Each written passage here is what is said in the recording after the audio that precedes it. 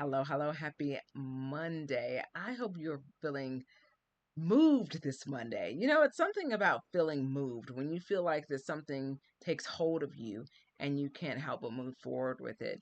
What I appreciate about psychological safety is that it's interesting because I was actually creating psychological safety without knowing it. When I reflect on the teams that I had that were high performing and what made them high performing was that we created space for talking through the things that we were working through. We created space for being able to not necessarily agree all the time. We created space to really figure it out.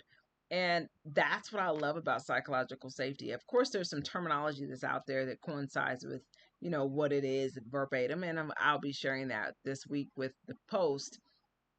But I've had some high performing leaders, and I've seen what happens when they are able to engage with one another and practice psychological safety. And I believe strongly in setting the tone for that.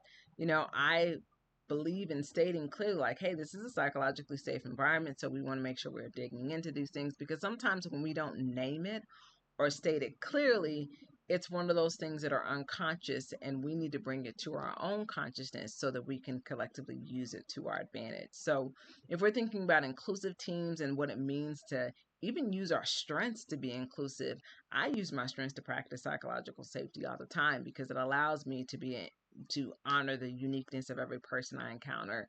I get to have engaging conversations with others, which is my intellection. I get to think about the fact that we're going to navigate this and we're going to navigate other things as well, and keep engaging and learning and gaining insight with each other. So I hope that you tap into your strengths as you're practicing psychological safety, and I'll talk to you soon.